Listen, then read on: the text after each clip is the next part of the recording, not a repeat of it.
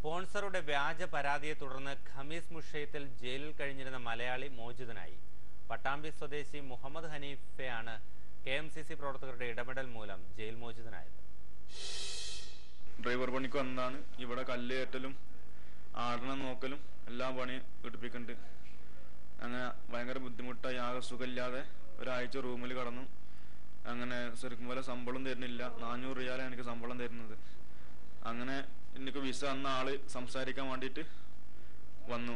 അപ്പോൾ അവരെ കല്ലെടുത്ത് എറിഞ്ഞ് ആട്ടി. അങ്ങനെ എന്നെ അവരെ ഉപദ്രവിച്ചു, കഫീലിനെ ഉപദ്രവിച്ചു പറഞ്ഞ് എന്നെ സ്റ്റേഷനിൽ കഫീൽ കൊണ്ടുപോയിട്ടു, പോലീസ് സ്റ്റേഷനിൽ. അങ്ങനെ കൗത്തിലൊക്കെ ചങ്ങലിട്ട്, റൂമിൽ നിന്ന് ചങ്ങലിട്ട് എന്നെ ഉപദ്രവിച്ചു.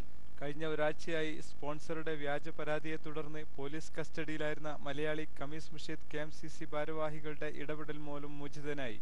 പട്ടാമ്പി കൂർക്കപ്പറമ്പ് സ്വദേശി മുഹമ്മദ് ഹനീഫയാണ് NRK ഫോറം ചെയർമാനും KMCC ഖമീസ് മുഷയ്യത്ത് സെൻട്രൽ കമ്മിറ്റി പ്രസിഡന്റുമായ ബഷീർ മുന്നിയൂറിന്റെ അവസരോചിതമായ ഇടപെടലിനെ തുടർന്ന് ജയിൽ മോചിതനായി എക്സിറ്റ് വിസയിൽ നാട്ടിൽ പോകുന്നത്.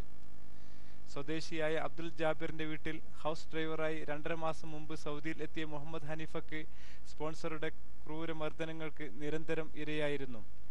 കഠിനമായ ജോലിയും ഭക്ഷണക്കുറവും ക്രൂരമർദ്ദനങ്ങളും കാരണം അസുഖബാധിതനായ മുഹമ്മദ് ഹനീഫയുടെ വിവരം അറിഞ്ഞ് അന്വേഷിക്കാൻ ചെന്ന സുഹൃത്തുക്കളെയും സ്പോൺസർ ഭീഷണിപ്പെടുത്തുകയും കല്ലെറിഞ്ഞ് ഓടിക്കുകയും ചെയ്തു.